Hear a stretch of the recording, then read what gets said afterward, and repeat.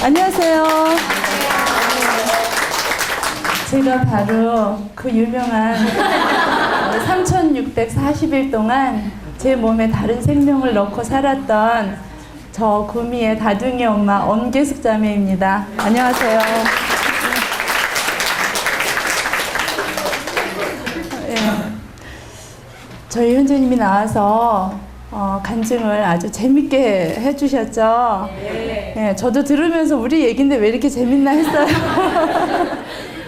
근데 저희 현재님은 아이를 한 명도 안 낳았거든요.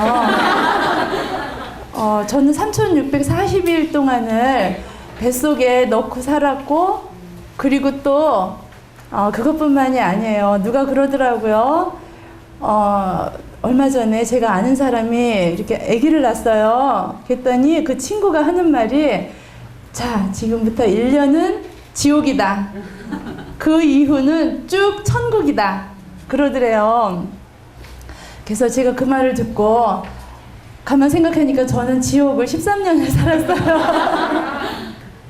예, 그렇게 따지면 13년 임신하고 13년 또 지옥에서 살고, 예, 26년을 그렇게 살았는데, 저희 큰애가 28살이에요. 그러면은 제가 온전하게 편안하게 산 날이 몇 년이나 되겠어요. 예, 그런 제가 저희 현재님만큼 재밌게 간증을 할 수 있을지는 모르겠어요. 근데 아무튼 제가 이렇게 겪은 것들을 성도님들과 함께 나눌 수 있는 이러한 기회를 주신 것을 감사드리고요. 제가 이렇게 선택 강의를 이렇게 보면서 제가 가보고 싶은 곳이 몇 군데가 있었어요. 그래서 저도 거기가 가고 싶은데 여기 오셔서 앉아 계시는 분들은 뭘 들으시려고 오셨나? 예, 깨하고 소금하고 합치면 뭐가 되는지 아세요? 예, 그러면 깨하고 설탕하고 섞으면 뭐가 되죠? 깨설탕이라고 부르나요, 그걸? 각설탕이라고. 예, 깨달음이래요. 깨달음. 예, 그래서 이렇게 달콤한 어떤 그런 간증과는 조금 다를 수 있지만 이 1시간 동안 깨달음을 얻는 시간 되시길 바라면서 강의를 시작하겠습니다.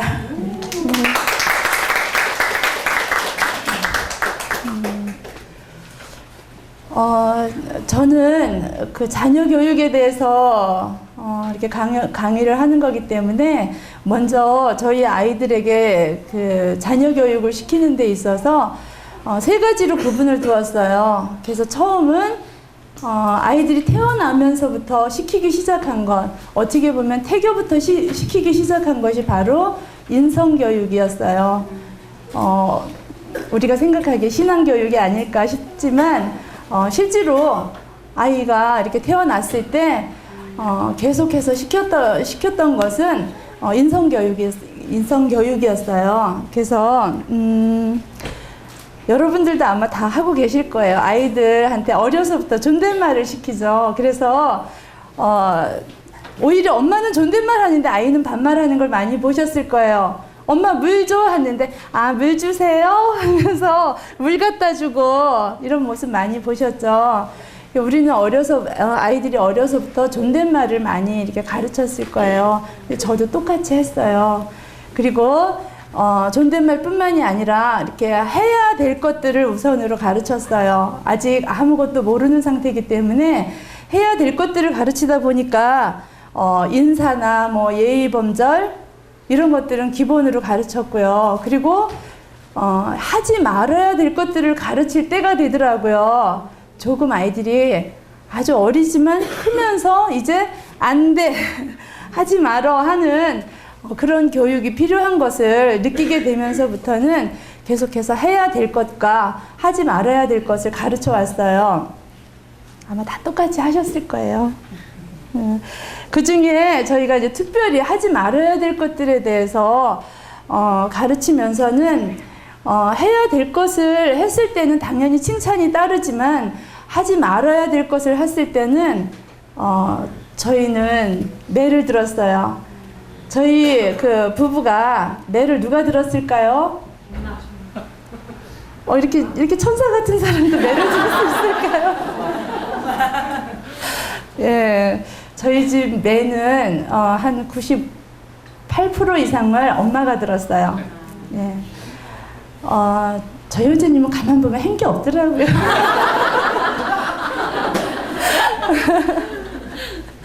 예, 그렇지만 아마 그 외에 2%밖에 안 되는 그 역할, 그것을 감당할 수 있을 만큼의 무게가 있지 않았겠어요? 예. 예. 이렇게 해서 아이들을 일단은 그 인성교육을 태어나면서부터 시키다 보니까 저희 막내가 지금 8살이에요. 이제 초등학교 1학년 올라가는데 며칠 전에 저희 막내가 어린이집 졸업을 했어요. 올해 저희 아이들이 4명이 졸업을 하고 4명이 입학을 해요. 그래서 내일 모레면 저희 아이들이 4명이 한꺼번에 입학을 해요. 그래서 뭐 초등학교만 가면 되니까 그렇게 어려울 건 없지만 그래도 준비할 것들이 굉장히 많아서 제가 여기 오는데 참 이렇게 버거운 마음을 가지고 왔는데 와서 보고 깜짝 놀랐어요. 여기 다 학부모님들 아니셨나? 예, 다들 아이들 어떻게 놓고 오셨는지 모르겠어요. 저도 그런 상태로 이제 왔는데 못 보셨겠구나. 제가 오늘 준비한 강의는 빨주노초 파남보 7가지를 말씀드릴 건데요. 그 중에 이제 저희 가족 사진이 제일 먼저 있어요. 잘 안 보이시죠? 예, 나중에 보고 싶으시면 따로 와서 보세요. 원쌤이가 유치원 졸업을 하기 전에 유치원 선생님한테서 전화가 왔어요. 어머니 어떡해요, 이제 마지막이네요. 네, 저희 아이들이 그 어린이집을 쭉 몇 명이 위로 다 다니고 이제 마지막 졸업을 시키면서 선생님도 아쉽고 저도 아쉽고 그랬는데 이 선생님께서 하시는 말씀이 온세미를 보면 요즘 엄마들에게 교육받은 아이 같지가 않아요 라는 말을 하시면서 마무리를 해주셨어요. 그 말이 제 마음에 얼마나 감사하고 기쁜지 몰라요. 아직 7살, 이제 8살 되는 아이가 어린이집에서 얼마나 인성을 뭐 자기 자신을 드러냈겠어요? 근데도 불구하고 선생님께서 요즘 엄마들에게 교육받은 아이 같지 않아요 라는 말을 했을 때 이것만큼 극찬이 어디 있겠나 생각을 하면서 주님이 막내까지 이렇게 잘 성장시켜 주시고 계시는 것을 보면서 참 감사가 됐어요. 어떤 죄수가 있었어요. 근데 이 죄수는 아주 어리석은 그냥 글도 모르는 그런 사람이었기 때문에 단순 공갈죄로다가 감옥에 가게 됐어요. 그래서 이 사람이 감옥에 있는 걸 보고는 그 간수가 보니까 참 딱한 거예요. 아무것도 모르는데 그냥 단순 공갈 그거 좀 해가지고는 감옥에 온 걸 보니까 불쌍해서 그 감옥에 있는 동안 이 간수가 한글을 가르쳤어요. 이 글을 가르쳤어요. 그래서 이 사람이 이제 거기를 퇴소할 때 됐을 때는 한글을 다 떼고 어느 정도의 문장력도 있고 그런 상태로다가 나갈 수 있게 됐어요. 근데 이 사람이 나가서 이제 잘 되기를 바라고 내보냈는데 얼마 되지 않아서 다시 감옥에 왔어요. 왜 왔나 봤더니 이번에는 공문서 위조죄로다가 감옥에 오게 된 거예요. 이 간수가 이 죄수에게 아주 훌륭한 것을 가르쳤죠. 너무나 소중한 것을 가르친 거예요. 그렇지만 그 글을 가르치는 데 있어서 빠진 것이 도덕이었어요. 도덕심을 가르치지 않았기 때문에 이 사람은 다시 더 큰 범죄자가 돼서 돌아온 거예요. 우리가 우리 아이들을 이렇게 키울 때 그냥 지금 남들보다 이렇게 똑같이 막 이렇게 좀 더 낮게 키우려고 애를 쓰면서 거기에다 신앙심까지 불어 넣어져 가면서 이렇게 욕심을 내서 키우다 보면 어떻게 보면 정작 우리 아이들에게 그 신앙심이 깊게 이렇게 새겨질지는 모르지만 그 가운데 인성이 바탕이 되지 않는 상태에서 신앙이 들어가면 그리스도의 성품을 닮아가는 데 있어서 굉장히 힘들어지는 것을 볼 수가 있어요. 그래서 우리 자녀들에게 먼저는 그 가정 안에서 시켜야 될 것이 인성 교육이라고 생각을 해요. 그리고 인성 교육 이제 그 두 번째로는 제가 우리 아이들에게 그 오늘 무슨 날이죠? 3일절. 예, 3일절이죠. 태극기 달고 오신 분 아무도 없으세요. 어머, 이럴 수가. 네. 오늘 3일절이에요. 뭐, 그날을, 우리가 특별히 뭐, 다른 이유에서보다, 그때 3일절 당시에 그 3일 운동을 하셨던 분들이 계셨기 때문에 우리가 이렇게 평안하게 주님을 전하고 우리도 믿고 살아갈 수가 있는 거잖아요. 그러니까 우리가 그것에 대해서 감사하는 마음과 그리고 우리 아이들한테 제일 먼저 그 마음을 심어줄 때 애국심을 심어줬어요. 그거 별거 아닌 것 같고 그리스도인들이 뭐 그 중요한가 이렇게 생각할지 모르지만 사실 참 중요해요. 왜냐면은 이 애국심은 우리가 나라를 사랑하는 마음이 있으면은 우리가 하늘나라를 사랑하는 그 소망하는 마음도 더 강하게 있어요. 그래서 우리가 나라를 소중히 여기지 않는데 하늘나라에 대해서 소중한 마음이 있겠어요? 우리 아이들에게 먼저 애국심을, 그래서 저희는 첫 번째로 집어넣어주는 마음이 너가 나라를 위해서 할 수 있는 게 뭐가 있겠어요? 아무것도 없잖아요. 우리 아이들이 할 수 있는 게. 그렇지만 일단은 기본으로 국기 다는 거는 기본으로 했어요. 저희 6시 반에 출발해서 오다가 전화해가지고 얘들아 빨리 일어나라. 오늘 3일절이다. 가서 태극기 달아라. 그리고 아이들이랑 같이 3일절에 대해서 집에 있을 때는 이야기를 해줘요. 3일절이 어떠한 날인지. 조금 이상하죠? 예, 그렇게 하고 있고요. 제가 며칠 전에도 오랜만에 이제 최춘선 할아버지 맨발의 복음 전도자 팔복 혹시 아시나 모르겠어요. 그 동영상을, 그분에 대한 동영상을 다시 한번 보면서 참 마음이 이렇게 울먹였어요. 그분이 정말로 나라를 사모하는, 사랑하는 그 마음이 있었기 때문에 그 하늘나라를 소망하면서 자기의 온 재산과 지식과 이 모든 것들을 버리고 주님의 나라를 전할 수 있었던 것을 볼 수 있었거든요. 그 다음으로 우리 아이들에게 이야기하는 게 효예요. 효에 대해서는 뭐 부모님들도 다 가르치시죠. 효는 뭐 안 가르쳐도 또 잘하는 아이들도 많고요. 근데 저희 아이들이 좀 다른 집 아이들에 비해서 온순한 편이에요. 참 감사하게도 많은데 또 막 부산 떨고 그러면 정신이 하나도 없을 텐데 저희 집에 와서 보시면 놀라실 거예요. 13명이 있어도 이 집 13명 있는 거 맞나 싶을 정도로 좀 조용한 편이에요. 아이들이 조용해서가 아니라 좀 온순하게 놀아요. 근데 이런 아이들이 좀 쑥스러워하기 때문에 맛있는 뭐 이렇게 고기 반찬이 나오거나 그러면 고기를 막 싸서 먹는데 엄마가 일을 하고 있으면 항상 싸다 주는 아이는 싸다 줘요. 제 입에다가 먼저 가서 엄마 먼저 드세요 하고 싸다 줘요. 근데 다른 애들은 쑥스러워서 그걸 잘 못해요. 근데 제가 어느 날 그 이야기를 해줬어요. 어떤 효자가 있었다. 근데 이 효자가 그 아버지가 평생에 이제 돌아가시기 전에 그 궁궐 있는 곳에 가서 그 왕을 한번 보는 게 소원이었어요. 그래서 이 아버지가 노래를 하다시피 하니까 그 먼 거리를 이 아버지를 업고 거기를 찾아간 거예요. 아주 먼 길을 궁궐 있는 데로 가서 왕을 이렇게 멀찌감치서라도 아버지가 볼 수 있게끔 해드렸어요.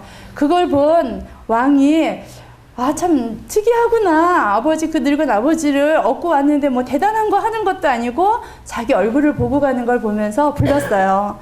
그럼 어떻게 와서 왔느냐 그랬더니 사실은 이러저러 해서 우리 아버지가 왕을 꼭 보고 싶어 하셔서 그냥 옆에서라도 한번 보시게 하려고 업고 이곳까지 왔다 그랬더니 왕이 상을 내렸어요. 기특하다.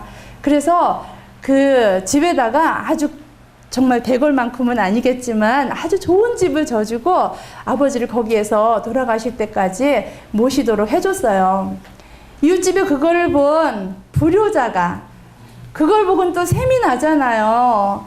그래서 어떻게 한 거냐 했더니 또 이제 자초지종을 다 듣고 나서 그냥 자기 아버지를 가기 싫다는 아버지를 막 등에 업고는 또 모시고 간 거예요. 근데 왕이 또 마침 지나가다가 그걸 봤어요. 그리고는 그래 너는 어떻게 해서 이렇게 왔느냐 했더니 또 자초지종을 다 이야기를 했어요. 그랬더니 옆에서 신하들이 왕이시여 저 사람은 아주 불효자로 소문난 사람입니다 하면서 막 그랬어요. 이 왕이 어떻게 했을까요? 이 왕이 저 사람에게도 똑같은 집을 주고 아버지를 똑같이 공양하게 해라 했어요. 신하들이 발끈해가지고 무슨 말씀이세요? 저 사람은 완전 불효자라니까요 했는데도 왕이 하시는 말씀은 흉내내는 것도 효도다 이렇게 이야기를 했대요.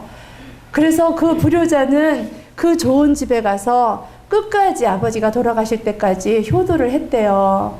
그 얘기를 아이들에게 해주면서 얘들아 형이 아니면 동생이 엄마한테 입에 갖다 넣어주는 걸 보면 너도 해고 싶지만 쑥스럽지 그렇다 하더라도 한번 흉내내 봐라 하면서 이야기를 했어요. 흉내내는 것도 사실 이거 뭐 내가 따라 하는 것 같고 좀 뻐쭌뻐쭌하지만 그것도 효도다라고 이야기를 했더니 아이들이 이제는 고기 먹는 날에는 서로 막 싸다가 줘가지고 예. 아주 배불리 제 손으로 안 싸 먹어도 잘 먹고 있어요.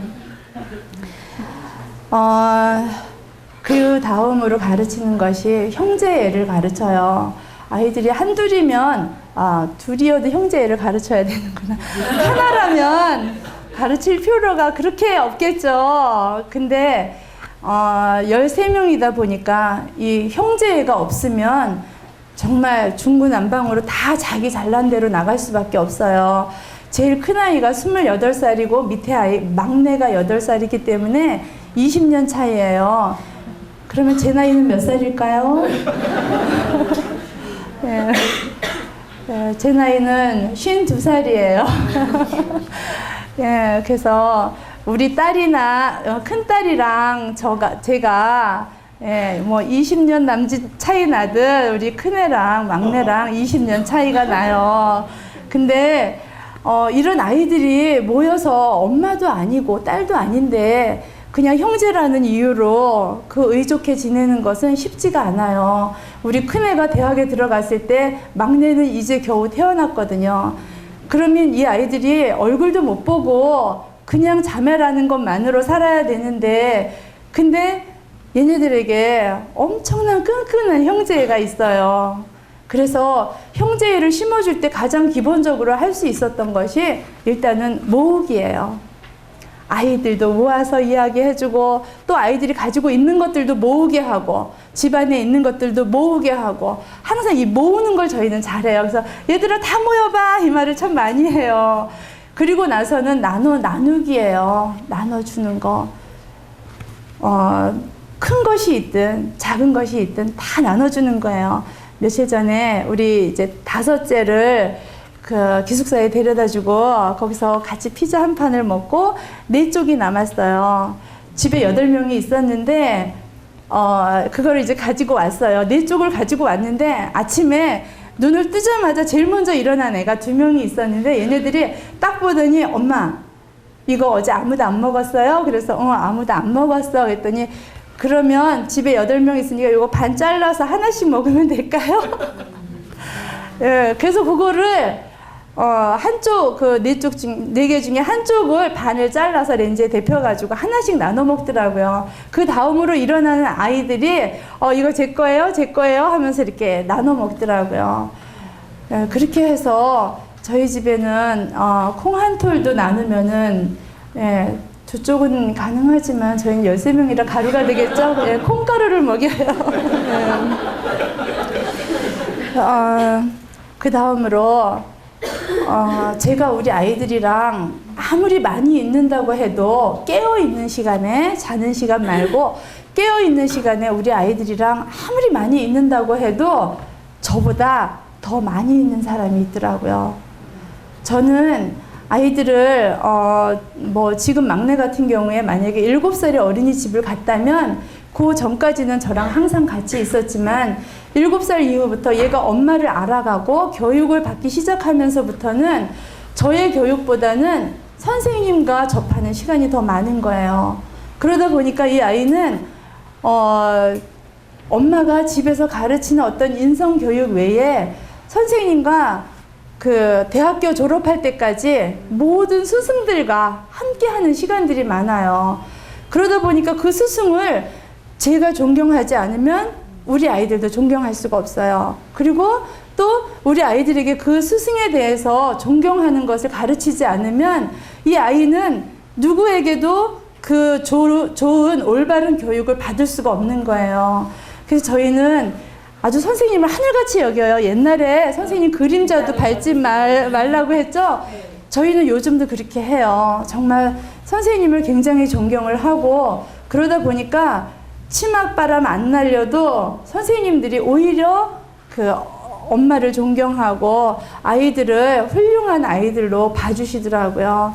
그래서 아이들에게 스승을, 선생님을 존경하는 것을 꼭 가르치셔야 돼요. 엄마가 먼저 선생님을 존경하셔야지 그것이 아이들에게도 똑같이 배움이 돼요. 그 다음으로 중요한 것은 이제 아이들 친구에 대해서 배려하는 마음, 이 마음을 꼭 심어줬어요. 아이들이 친구를 배려하지 않으면 이 세상은 그 가족보다도 이 친구 위주로 돌아가는 세상이기 때문에 아이들이 자기 주변에 있는 친구들과 함께 어울렸을 때 항상 배려하는 것, 그것을 먼저 가르쳤더니 저희 아이들은 당연히 술, 담배 못하죠. 근데 저희 아이들 친구들은 이제 고등학교 졸업하는 아이들이 다 술, 담배 다 해요. 요즘 아주 대단하더라고요. 근데 이 아이들이 저희 아이를 데리고 여행을 가고 싶어서 막 날짜를 자기들이 3박 4일 잡았다가 2박 3일 잡았다가 그것도 안 된다 그랬더니 1박 2일을 잡았다가 토요일, 일요일은 안 된다 그러니까 평일로 잡아서 그것도 돈이 없어서 못 보낸다 했더니 어머니 얘는 돈 없어도 되니까 보내주세요 하면서 전화를 걸어서 들아 너네 어머니 좀 꼭 바꿔줘 하면서 이야기를 하더라고요. 그래서 그 아이들이 같이 어울릴 만한 그런 술 친구도 아닌데 데려가고 싶었던 데는 나름대로의 이유가 있었겠죠. 그래서 친구에게 배려하는 마음을 가르쳤어요. 다음으로는 이제 중요한 거죠. 신앙교육을 시켰어요. 신앙교육도 인성교육 못지않게 태어나서 아이가 엄마 말을 알아듣기도 전서부터 이제 기도하면서 아이를 양육을 했죠. 근데 실제로 아이에게 심어주기 시작한 건 아이가 듣기 시작하고 말하기 시작하면서 아이에게 함께 기도하는 것과 그리고 말씀 보는 거 이런 것들을 이게 다 잘 하시잖아요. 근데 저희는 이제 참 잘한다고 생각했어요. 저희는 교회 가서 저희 예배당이 굉장히 좁아요. 그리고 유아실이 있기는 하지만 뭐 들어가도 되고 안 들어가도 되는데 저희는 모든 집회에 예배 시간이고 말씀 시간이고 어린아이들을 다 데리고 들어갔어요. 그래서 그냥 같이 예배를 드렸어요. 아이들이 지루하거나 말거나 그렇게 했어요. 아이들이 처음에는 좀 짜증도 냈죠. 실제로 또 그렇게 하지 않는 아이들, 유아실에서 노는 아이들도 많이 있잖아요. 그리고 저희 아이들이 다 예배 드리고 앉아있는데 교회 그 성도들 아이들은 우리 집에 들어가가지고 온데 방 다 들어다니면서 놀고 그래요.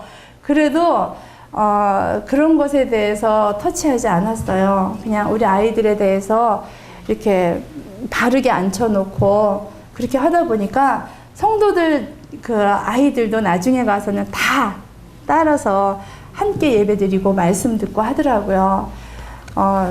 이제 그런 것들을 이렇게 하기는 했는데, 아이들이 가정 안에서나 교회 안에서는 잘하죠. 식사 시간에 기도하고, 기도 시간에 기도하고, 뭐 말씀 시간에 그래도 최대한 딴짓 안 하려고 애를 쓰잖아요, 아이들이.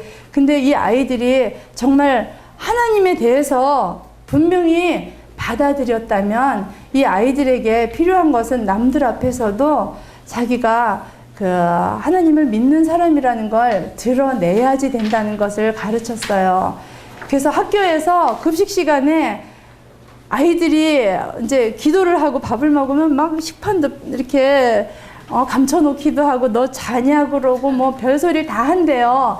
그래도 1학년 때부터 그거를 이렇게 쭉 학교에서 훈련을 시켰더니 아이들이 그런 부분에 있어서 하나님 믿는 아이들은 표가 나는구나 하는 것들을 인식을 하면서 우리 아이들 스스로도 나는 하나님 믿는 아이야 하는 것들을 스스로가 이렇게 남들에게 보여줬기 때문에 더 잘하려고 하는 어떤 그런 모습들도 보이더라고요. 그렇지만 그거보다 이제 더 중요한 것은 아이들의 구원 문제겠죠. 실제로 여기 자매님들은 어떠신지 모르겠어요. 저희 교회에 다른 자매들은 보면 대부분은 하나님에 대해서 전혀 모르다가 뭐 학생 때 잠깐 교회를 갔거나 아니면은 친구 따라서 모임에 왔다가 이렇게 복음을 듣고 구원받은 사람들이 많아요. 근데 그런 사람들의 특징은 뭐냐면 하나님은 없다라고 생각을 했다가 혹시 있을까? 말씀을 들으면서 혹시 정말 하나님이 계실까? 생각하면서 구원을 받게 되는 경우잖아요. 근데 요즘 우리 아이들은 성도님들 그 가정의 자녀들도 아마 그럴 거예요. 어려서부터 하나님에 대해서 항상 들어왔기 때문에 이 아이들 속에는 하나님이 계신 건 분명한 거예요. 우리 어머니가 계시듯 하나님이 분명 우리를 지으신 것도 분명하다는 걸 알고 있더라고요. 근데 얘네들이 조금 크면서 그 학교로 나가고 사회로 나가면서 혹시 진화론을 들으면서 그러면 하나님이 안 계실 수도 있나? 세상에 그럴 수가 있는 건가?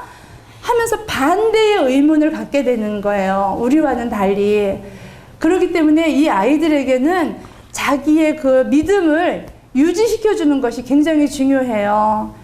그러니까 믿음을 심어주는 것이 아니라 자기가 이제까지 쭉 간직히 해왔던 그 믿음을 아이들로 하여금 유지시켜주는 거예요. 그러기 위해서는 이렇게 계속해서 구원에 대한 어떤 그런 검토와 교제가 이루어지고 그래야 되는데 그게 사실 내 아이 키우면서 그렇게 되기가 쉽지 않잖아요.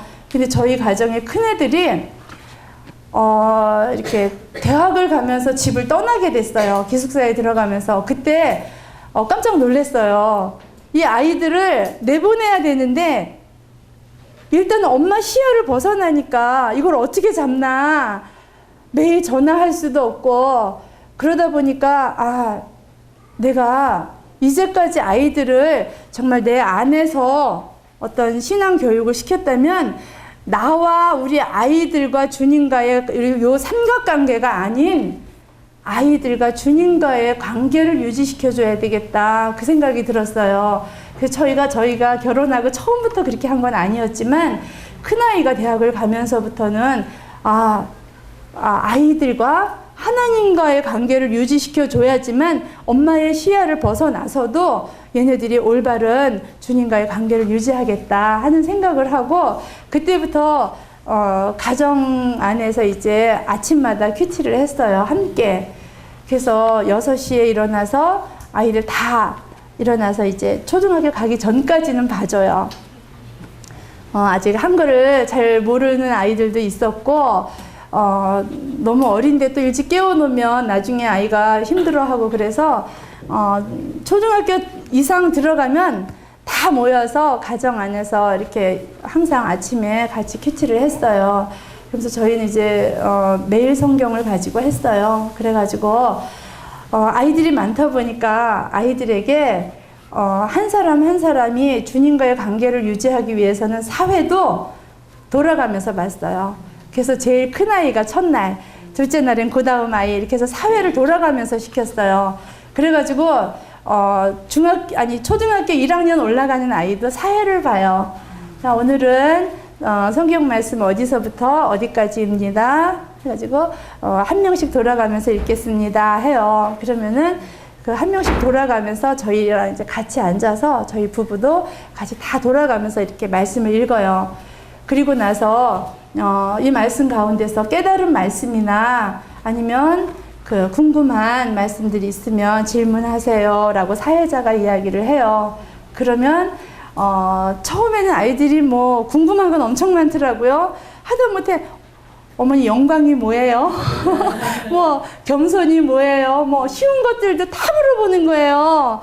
근데 걔네들한테는 그게 쉬운 단어는 아니었어요. 근데 그거를 이렇게 말씀 안에서건 아니면 뜻풀이건 항상 다 해줬어요, 그것을. 그러다 보니까 아이들이 한자 어도 많이 알게 되고, 그래서 이제 그런 성경 용어에 대한 지식도 들어가게 될 뿐만이 아니라 이 아이들이 처음에는 그렇게만 했던 아이들이 나중에 가서는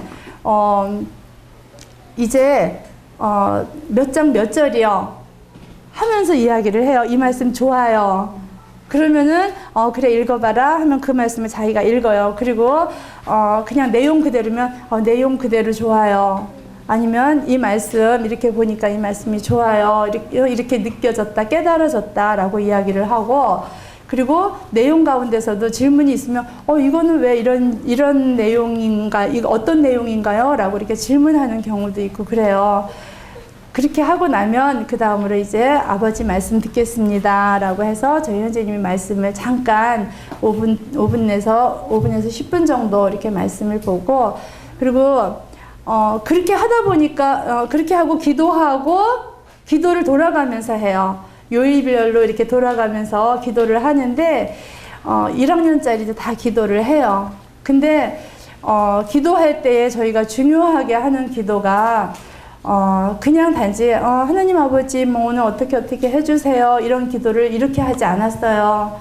저희는 아이들에게 그 마태복음에 나오는 그 주기도문이 있죠. 그 기도문과 같이 그 형식대로 기도를 시켰어요. 왜냐면 그게 가장 올바른 어떤 기도의 유형이잖아요. 그래서 먼저는 아이들에게 그 하나님께 영광을 돌리는 명칭을 쓰게 했어요. 그래가지고 만약에 얘들아 오늘 말씀 가운데서 어떤 하나님을 발견했지?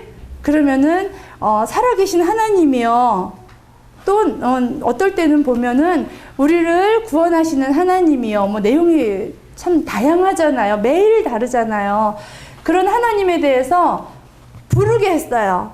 그래서 기도하는 사람에게 이제 살아계신 얘들아 오늘은 우리가 살아계신 하나님께 영광을 돌리자. 그래서 살아계신 하나님 이렇게 부르고 나서 그 다음에 한 것이 감사기도였어요.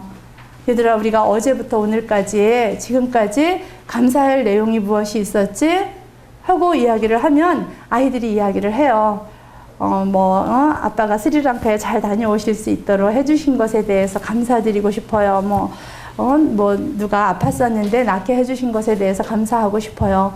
아니면 우리 난로가 지금 굉장히 덥죠? 더우시죠? 저만 더운 거 아니죠?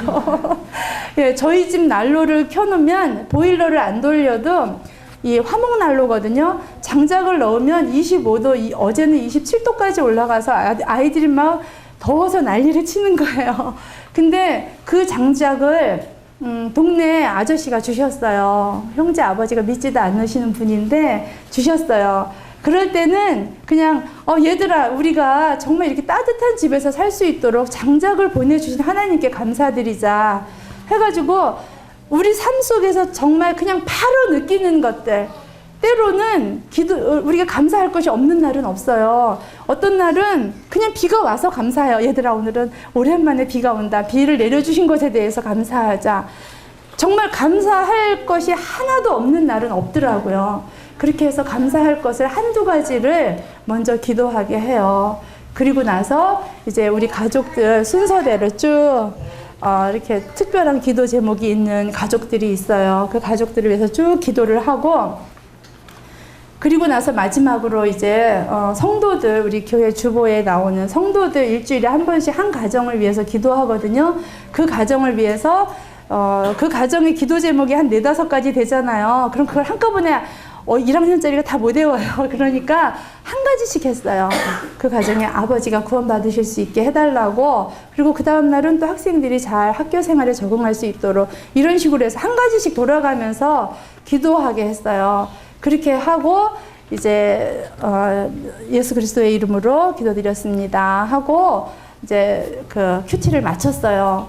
이렇게 하다 보니까 저희가 특별히 가르치지 않아도 아이들이 그 큐티하는 말씀 속에서 어떤 하나님은 우리에게 어떤 하나님이라는 것을 너무나 명백히 알고 있는 거예요. 그리고 그 하나님이 우리에게 무엇을 감사할 조건을 주셨는지도 알게 되고, 그리고 그렇기 때문에 우리가 어떻게 살아야 되는 것까지도 알게 되고, 그러니까 아이들이 이렇게 저희가 생각했던 것보다 참 바르게 자라주더라고요. 그거는 저희가 한 것이 아니라 정말 주님이 그렇게 아이들을 성장시켜 주시더라고요.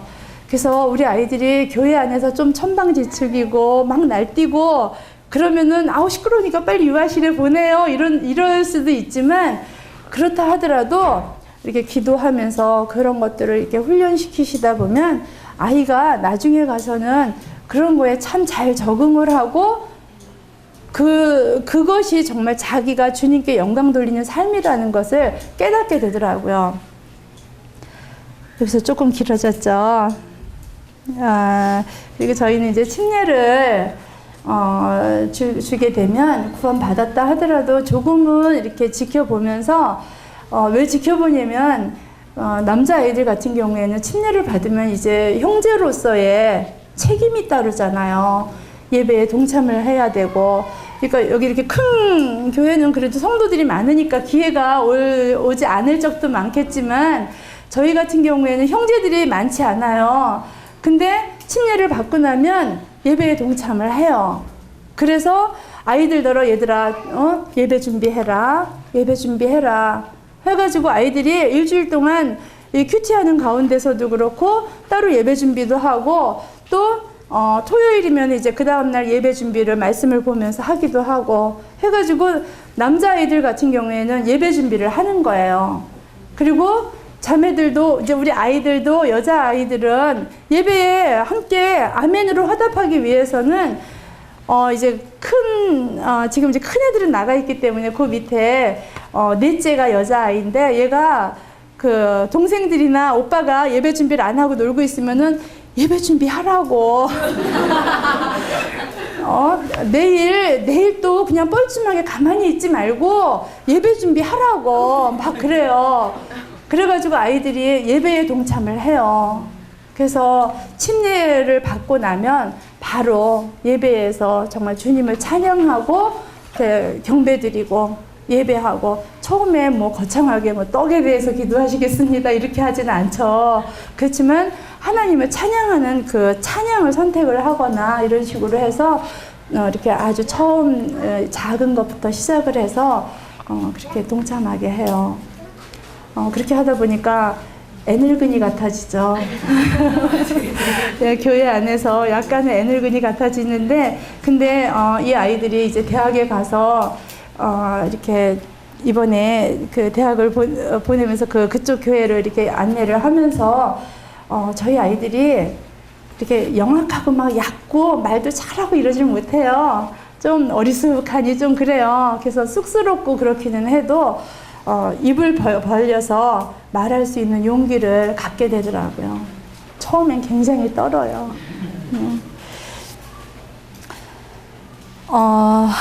그렇게 하고요. 예. 준비한 게 많은데 시간을 자꾸 보게 돼서 그 다음으로 이제 학과 교육이에요. 혹시 학과 교육에 대해서 뭐 성도님들이 그거는 아마 저보다 더 잘 하실 것 같아요. 저희는 요즘 사람들과 같이 똑같이 이렇게 학과 교육을 시키지 못해요. 저희는 첫째로 명문 대학을 목표로 두지 않아요. 그러니까 아이들 공부를 이렇게 하는 거에 있어서 최대한 노력하는 거는 강요를 해요. 너가 노력하지 않아서 못 가는 거는 그거는 너가 책임질 일이다. 너가 부끄러운 것이다. 그렇지만 다른 아이들 다 학원 다니는데 너만 못 다녀서 못하는 부분은 그건 주님이 보상해 주실 것이다. 네가 할 수 있는 노력만큼은 해라. 그렇게 해요. 근데 얘네들이요, 왼쪽 뇌가 좀 발달을 했다면 공부도 잘할 텐데 우리 아이들은 대체로 하나님이 오른쪽 뇌를 발달시켜 주셨어요. 그래서 그림을 정말 잘 그려요. 저희 집에 13명 중에 2명 빼놓고는 그림을 다 잘 그려요. 그거는 제가 자랑할 일이 아니라 주님이 그런 재능을 주셨어요. 그렇기 때문에 저희는 이렇게 아이들을 대학까지 대부분은 생각을 하시잖아요. 교육을 시킬 때. 그때 저희가 대학을 생각을 할 때 저희가 기준으로 두는 것은 하나님이 주신 재능으로 갈 수 있는 학과를 선택을 하라예요. 그러니까 우리 아이들은 왼쪽 뇌가 발달했기 때문에, 발달하지 못했기 때문에 막 수학이고 이런 걸 잘 못해요. 그렇지만 오른쪽 뇌가 발달해서 미술이라든가 음악이라든가 막 이런 예체능 쪽으로는 아주 발달을 했거든요. 근데 그거를 막 억제하면서 학원 보내가면서 막 공부시키고 이렇게 하지 않고요. 하나님이 너희들에게 재능을 주셨다면 분명히 언젠간 그 재능을 쓰시기 위해서 주셨을 거다. 그러니까 주신 재능을 가지고 학과를 선택을 해라. 그랬어요. 근데 솔직히 그 그림 잘 그리는 사람들, 미대 가는 사람들 보면 돈 더 많이 들어요. 아시죠? 미술학원 보내려면은요, 몇백 기본으로 막 팍팍 나가요. 근데, 그렇다 할지라도 저희가, 이렇게 할 수 있는 한은 해주지만 그렇지 않다면, 주님이 너희들에게 주신 환경만큼만 해라. 그렇게 했어요. 그렇게 하다 보니까, 세상 사람들의 어떤 그 욕심을 똑같이 따라가지 않아도 되는 거예요. 그러니까 막 누가 뭐 명문대 가고 좋은 대학 갔다고 해가지고 막 부러워할 필요도 없고요. 얘가 어느 학교에 갔든 주님이 그 재능을 주셔서 그 과를 갔다면 그것에 대해서 감사를 한 거예요. 언젠간 너를 들어서 쓰실 거다. 너는 인성이 받쳐주지, 또 신앙이 받쳐주지, 거기에 너에게 주신 이 재능이 있지, 하나님이 너를 분명히 이쪽 분야로 쓰시려면 얼마든지 쓰실 거다 라고 가르쳐 왔어요. 그렇게 하다 보니까 아이들이 동요하지 않고, 자기들도 친구들이 동요하지 않고 정말 이렇게 잘 해줬어요. 그래서 저희는 다 디자인 쪽으로 갔어요. 큰애는 물리학과를, 물리교사가 되고 싶어서 물리학과를 들어갔지만, 이 아이가 가지고 있는 끼는, 재능은 그림 쪽이었거든요. 디자인이나 이런 쪽이었거든요. 그래서 졸업하기 전에 이제 그 삼성 사디라고 그 디자인 스쿨이 있어요. 거기에 가고 싶어 해서, 그래, 그러면 4년 동안은 그 주님이 특별히 농협을 통해서 너 장학금을 다 대주셨으니까, 그 등록금을 다 대주셨으니까 그러면은 어디가 한번 해보자. 주님이 주시는 만큼 하자. 그렇지만 첫 번째 등록금 외에는 대줄 수가 없다. 그래가지고 첫 번째 이제 500만 원을 대출을 받아서 대줬는데, 그 이후로는 3년 동안을 그 학교 장학금, 반액 장학금 처음에 받다가 졸업하기 2-3번은 전액 장학금을 받고 졸업을 했어요. 그렇게 해서 나름대로 주님이 그 재능 쪽으로 이렇게 살려주시면서 지금은 이제 그 디자이너가 됐어요. 그리고 둘째도 디자인 전공, 공예 디자인을 전공을 해서 지금 이제 그 디자인 쪽에 일을 하고 있고요. 셋째도 경제학과에 들어갔다가 등록금, 아마 책을 보신 분은 알 거예요. 기성예비 10,000원을 못 내가지고 등록 포기가 돼서 재수해서 디자인 쪽을 하고 싶다고. 그래서 얘는 지금 남자아이인데, 우리 집 장남인데 패션 디자인과를 들어갔어요. 근데 패션 디자인이 재밌지는 않은 것 같아요. 근데 나름대로 주님이 참 감사할 조건을 주신 게 이 학교기 때문에 얘가 ROTC를 할 수가 있게 됐어요. 그래서 ROTC 이번에 이제 얼마 전에 입단식 하고 왔거든요. 그래서 그거를 하면서 오히려 패션 디자인은 별 관심이 없어요. 얘는 참 주님이 자기에게 그쪽으로 더 재능을 주신 것 같다고 아주 좋아하고 있어요. 그리고 넷째는 미술을 우리 집에서 제일 잘하는 아이인데 얘가 학원을 한 번도 못 다녀봤어요. 학원 문턱은 가봤다. 등록을 할까 말까 망설이면서 가보기는 했었어요. 근데 이 아이가 학원도 못 다녔는데 얘는 정말 디자인을 하고 싶어 했거든요. 그래서 기도하자 그랬는데 얘가 고3 6월 25일 그 6.25 전후로 해서 웹툰 공모전이 있었어요. 6.25 전국 웹툰 공모전이 있었는데 거기에 학생부 대상을 받았어요. 그래가지고 상금 200만 원과 이제 상장이 주어지면서 그거를 가지고 입학사정관으로 해서 특별전형으로 들어갈 수가 있었어요. 그래서 얘도 시각 디자인에 이렇게 들어갔고요. 그 밑에 다섯째 남자아이인데 얘도 그림을 남자치고는 우리 집에서 정말 제일 잘 그리는 아이인데 얘도 학원을 한 번도 못 다녔거든요. 근데 어쨌든 비실기 전형으로라도 한번 해보자 해서 했더니 국립대 쪽은 비실기가 참 힘들더라고요. 그리고 경북대나 이런 데는 또 100% 실기예요. 대부분이. 그러다 보니까 비실기 전형을 찾다 이제 했는데 몇 군데 떨어지고 그리고는 논산에 건양대학교에 이번에 들어갔어요. 제가 이번에 다섯째는 건양대를 특별히 이야기하는 이유는 이 아이가 건양대 가서 저희가 거기도 시각 디자인인데 나름대로는 고민을 많이 했거든요. 모임을 어디로 보내야 될까. 대전에 친척들도 다 있고 그리고 대전에 가면 이렇게 많은 것을 큰 교회 안에서 학생 때니까 많은 것을 배울 수가 있잖아요. 그럴 기회가 되는데 이것을 어떻게 할까 고민을 많이 했어요. 근데 최종적으로 가까운 데에서 주님을 섬기는 것이 이렇게 더 잘 섬길 수가 있고 빠지지 않을 수가 있고 그리고 무엇보다 거기 이제 며칠 전에 논산 교회에 이렇게 데려다 주면서 아직 정식으로 인사는 안 시켰어요. 오늘 가서 아마 인사할 거예요.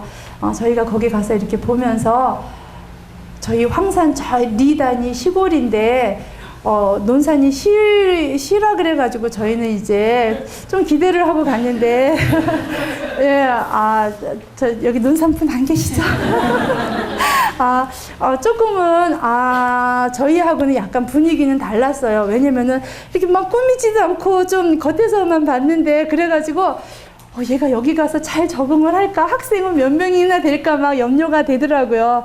그렇지만 들이하고 거기서 내려서 딱 이제 문이 잠겨 있으니까 가장자리만 훑어보면서 들아, 너 여기 오면 할 일 정말 많겠다.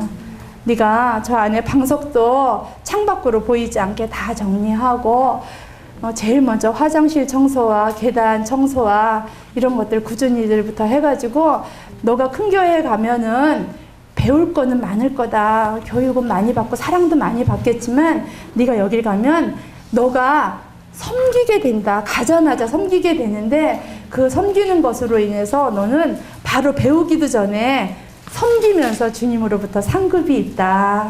그러니까 참 너가 가서 할 일이 많다 그랬더니 아주 좋아하더라고요. 그래서 참 감사했어요. 그렇게 했고요. 저희 아이들에게 특별히 가르치는 게 있다면 피아노를 가르쳤어요. 저희가 어려운 형편 가운데서도 IMF가 터졌을 때 외에는 가르친 것이 유일하게 그 사교육 시킨 거가 피아노였어요. 그래서 피아노는 제가 해보니까 저는 어릴 때 피아노를 안 배웠기 때문에 지금 아무리 노력을 해도 한계가 있더라고요. 근데 남자고 여자고 피아노를 배워놓으면 언젠가 자기가 악기를 다루거나 찬양을 하거나 할 때 기본적인 틀이 딱 잡히더라고요. 그래서 아이들에게 항상 즐겁게 사는 것을 심어주고도 싶었고, 무엇보다 교회 안에, 가정 안에 찬양이 끊기지 않는 그런 아이들로 키우고 싶었어요. 그래서 피아노를 가르치다 보니까 첫애가 이제 조금 배웠는데 둘째 아이 때는 IMF 터져서 1년 다니고 못 다녔어요.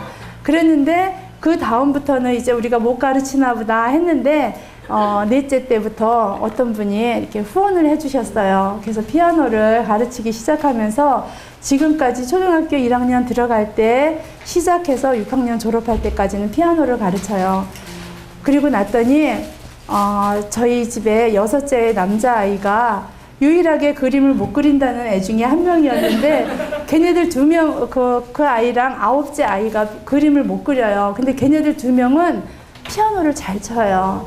그래가지고 걔도 한 3년 정도밖에 못 배웠는데도 이렇게 자기 혼자서 막 치면서 이렇게 연습을 하면서 그렇게 되다 보니까 기타도 또 자연스럽게 배우게 되고, 그러니까 저희 집에는 오시면 막 피아노, 기타, 막 아이들 찬양 소리, 노래 소리 정말 대단해요. 막 자기도 뭔가 하고 싶으면 막 리코더고 오카리나 가지고 와서 막 불고요.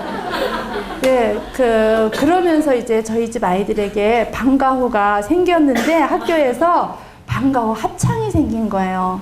그래서 그 합창부에 우리 아이들 3명을 넣었어요. 3학년 이상 된다 그래서 3명을 넣었는데 이 아이들이 합창을 배우고 와서 집에서 항상 한 명은 피아노 치고 나머지는 노래하고, 그러다 보니까 찬송가 반주도 6학년짜리가 이제 곧잘 하고, 그래서 이 음악과 찬양이 끊이지 않는 그런 가정이 되더라고요. 그래서 참 이렇게 싸우는 소리보다는 정말 웃고 노는 소리, 그리고 저희 지금 6학년짜리가 지금 중학교 올라가긴 하는데 그 밑으로 쪼로록 5이, 그러니까 6학년짜리부터 쪼로록 4명까지 5명이서 여자아이들이에요. 근데 이 여자아이들이 항상 걔는 선생님이에요.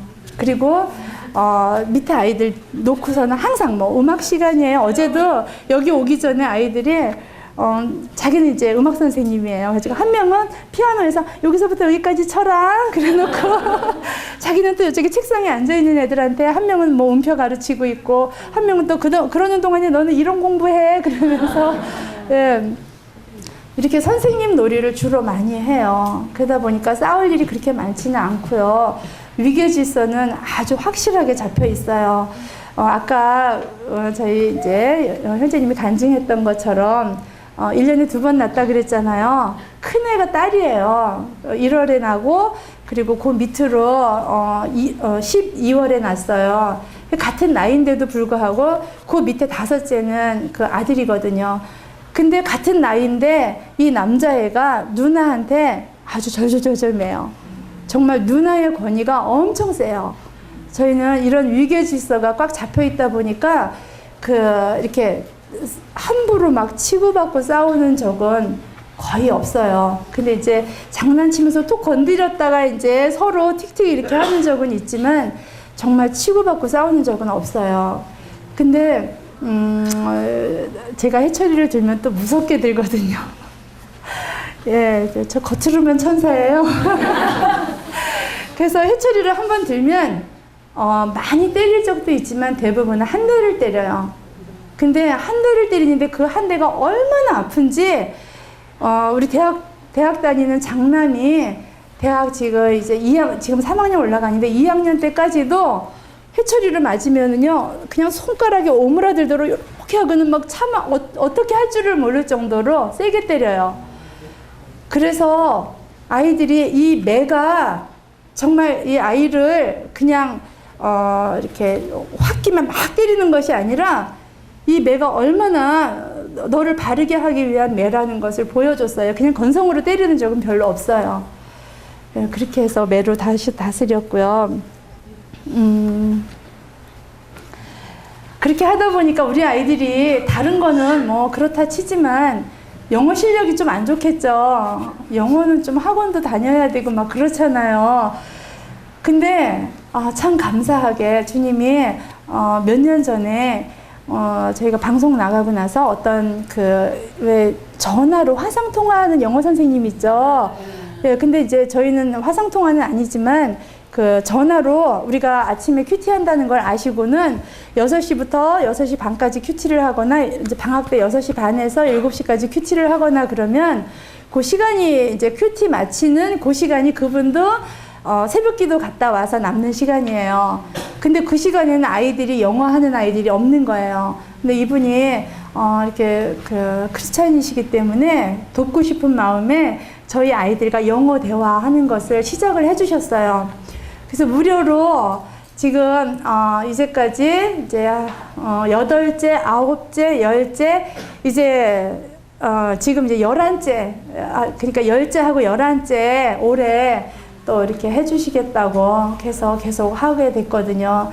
그러면서 아이들이 그 부족한 영어를 주님이 대신 이렇게 할 수 있게끔 기회를 주시더라고요.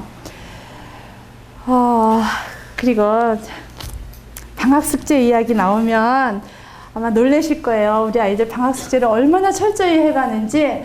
저희 아이들이 역대 위의 아이들부터 이제까지 방학 숙제, 여름방학 숙제, 겨울방학 숙제 해가지고 최우수상 내지는 우수상을 안 받아본 애가 거의 없어요. 그 해마다, 매 방학 때마다. 그 정도로 저희는 우리 아이들에게 어떤 과외나 선행학습 뭐 어떤 이런 사교육을 시키지 않는 대신에 방학 과제는 아이들에게 그 책임량이 주어진 거잖아요. 선생님 방학 동안에 이거 해와라 한 거기 때문에 저는 그런 부분에 있어서는 아주 철저히 시켰어요. 그래서 놀아도 되는 아이들이지만 방학 동안에 정말 다양한 것들, 그냥 과제도 대충 뭐 줄넘기 몇 번 해오세요 하면 그냥 줄넘기 하고 그냥 가는 게 아니라 기록에 안 남는 숙제는 아예 하지도 않았어요. 항상 기록에 남는 숙제들. 그래서 체험학습 보고서라든가 가족신문이라든가 이런 것들은 아주 철저히 해갔고요. 그리고 학과 공부 밀린 것들, 아이들 선행학습은 못한다 하더라도 수학 같은 건 뒤지면 따라가기가 힘들잖아요. 그러니까 그 방학 기간에 이용을 해서 문제집을 사줘가지고 문제집을 매일 이렇게 풀 수 있게끔 그렇게 해줬어요. 그래서 뒤처지지 않게끔은 이렇게 해줬어요.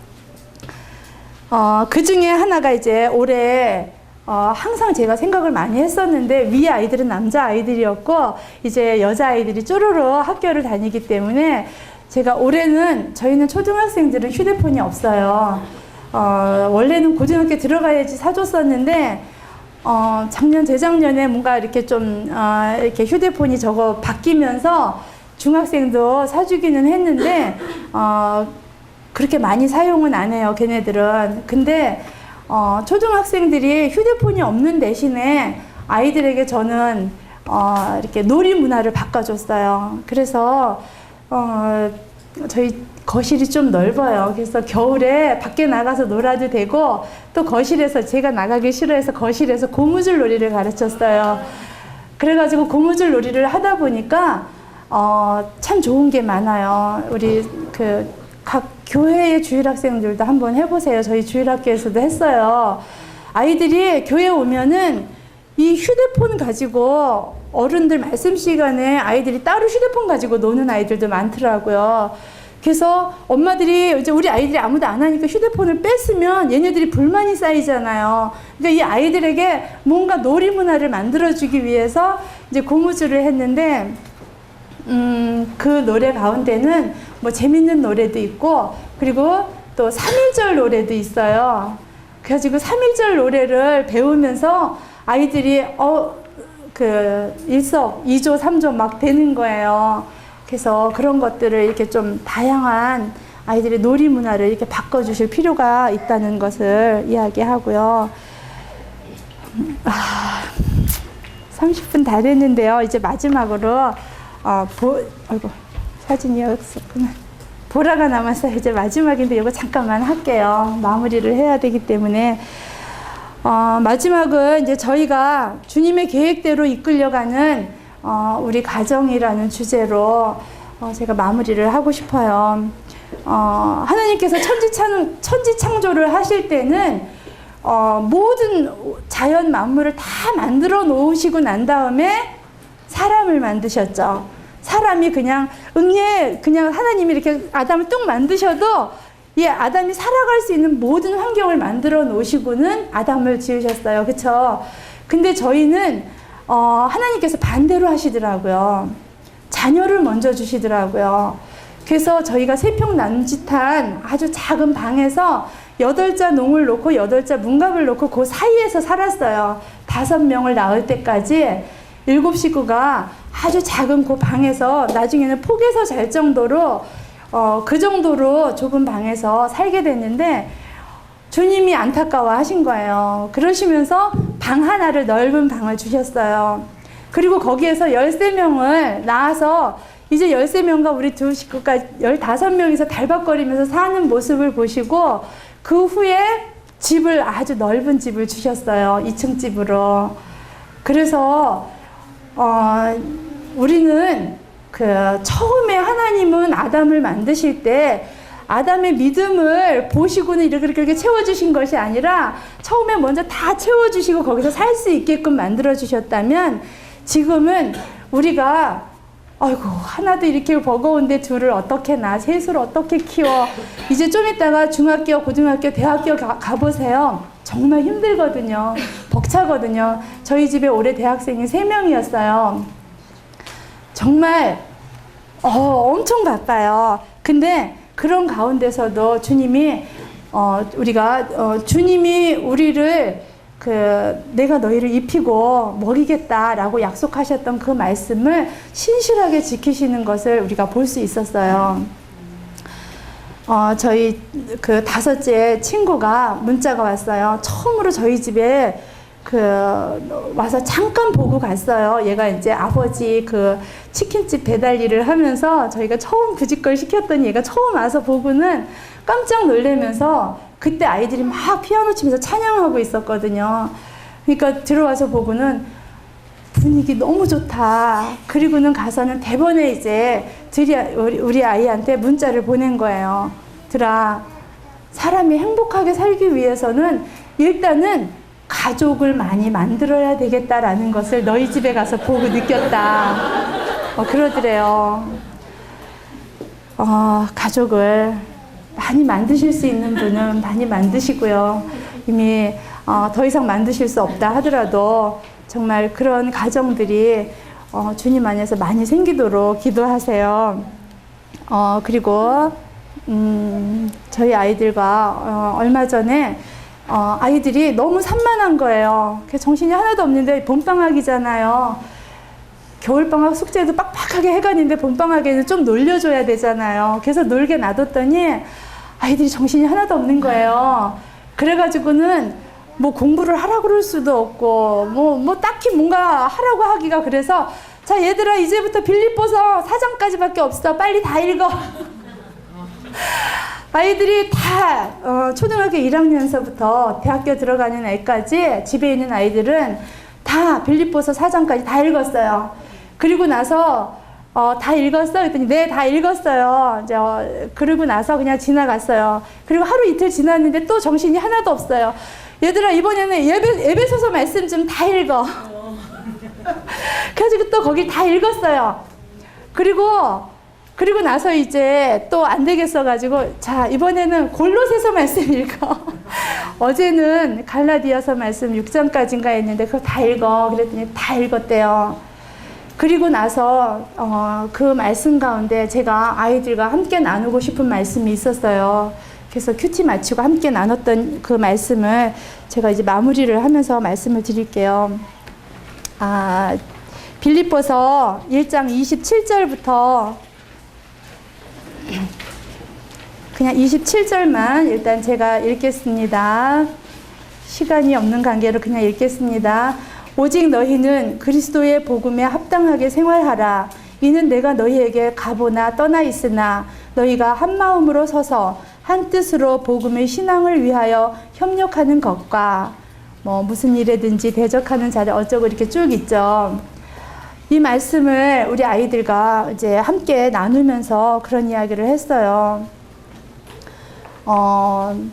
우리에게 당부하신 것은 그리스도의 복음에 합당하게 생활하라다.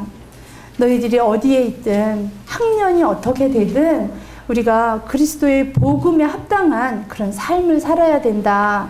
그런 이야기를 하면서 거기에 이제 중요한 것이 너희가 한 마음으로 서서 한 뜻으로 복음의 신앙을 위하여 협력하는 것과 우리가 한 마음으로 서는 게 중요하고 한 뜻으로 협력하는 게 참 중요하다. 이것은 가정뿐만이 아니라 교회도 마찬가지다. 근데 교회 안에서 너희들이 이러한 그리스도인의 자세로 살아가기 위해서는 가정 안에서도 이러한 삶을 살아야 된다. 그러면서 그 이야기를 해줬어요. 제가 이제 페북을 많이 해요. 여기 와서 페북 친구들을 좀 많이 봤어요. 그리고 친구는 아니지만 친구의 친구를 통해서 얼굴과 이름을 익혔던 그런 그 성도들도 몇 분을 봤어요. 참 반갑더라고요. 이 멀리까지 와서 그런 분들을 만나고. 근데 그 중에 이제 제 페북 친구 중에 구미 시청이 제 친구로 되어 있는데 거기에는 일주일에 한 번씩 월요일마다 한 줄 명언을 올려요. 근데 그 명언 가운데 이런 게 있었어요. 목표가 같아도 뜻이 다르면 함께 갈 수 없다. 우리의 목표가 같아도 뜻이 다르면 함께 갈 수가 없는 거예요. 우리 아이들에게 얘들아 우리는 하늘나라를 소망하면서 함께 가고 있다. 그 목표는 분명히 정해져 있는데 거기에 우리 뜻이 다 달라. 그래서 나는 이렇게 하고 싶어요. 나는 이렇게 하고 싶어요. 마음대로 세상에서 좀 방황도 하다가 오고 싶어요. 이런 식으로 제각각이 우리의 뜻을 정하게 된다면 우리는 함께 손잡고 갈 수가 없다. 그러니까 우리의 뜻도 이 말씀 안에서 주님이 우리에게 바라시는 그 뜻대로 살자. 그러기 위해서는 이번에 햇불지에도 보니까 에베소서에 그 말씀이 나왔더라고요. 한 마음으로 또 한 뜻으로 온유와 겸손으로 사랑으로 이렇게 나아가는 그런 모습들. 그래서 저희 아이들에게도 이번에 읽은 말씀들을 가지고 그렇게 나누었고요. 그리고 요즘 저희가 이제 매일 성경 큐티 하는 가운데 마태복음 말씀 쭉 나가고 있는데 그 중에 너희 중에 누가 염려함으로 그 키를 한 자라도 더 할 수 있겠느냐 없더라고요. 정말 키는 어쩔 수 없다 치더라도 그 외에 작은 거 하나도 제 멋대로 할 수 있는 게 없더라고요. 그런 것을 주님이 잘 아시기 때문에 너희는 먼저 그의 나라와 그의 의를 구하라. 그리하면 이 모든 것을 너희에게 더하시리라 하시는 말씀으로 우리에게 채워주셨잖아요. 저희 아이들과 함께 이러한 가정으로 이렇게 주님 안에서 살아가고 있고요.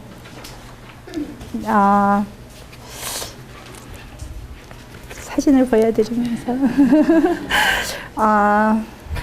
어떤 사람이 어떤 소녀가 이렇게 길거리를 가다가 거미줄에 걸려있는 나비 한 마리를 봤대요. 나비가 너무 퍼덕거리는데 불쌍해서 그 나비를 구해주려고 보니까 가시덤불이 그쪽에 많아서 나비를 구해주는데 막 손에 찔리고 막 그런 거예요. 근데 나비를 구해주자마자 이 나비는 막 날아가기 시작을 했어요.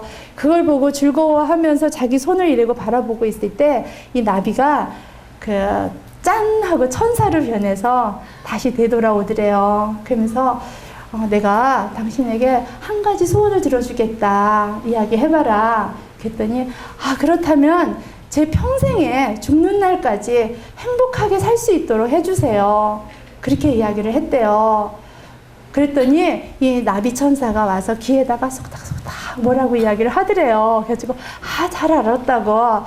그리고 나서 이 소녀는 정말 결혼해서 늙어 죽을 때까지 정말 행복하게 살았대요. 하루도 행복하지 않은 날이 없이 정말 행복하게 살았대요. 그리고는 이제 운명하기 전에 다들 마을 사람들이고 다 와서 근데 그때 그 나비 천사가 뭐라 그랬길래 당신이 그렇게 행복하게 살 수 있었냐고 그랬더니 그 나비 천사가 나에게 죽는 날까지 항상 감사하다라고 이야기를 하라 그랬대요. 항상 감사하다라고 이야기를 하라 그랬대요. 이 사람은 대단한 비법을 가르쳐 준 것이 아니라 이 사람은 평생에 두고 항상 무슨 일이든지 감사하면서 살았대요. 그랬더니 죽는 날까지 행복하게 살았대요.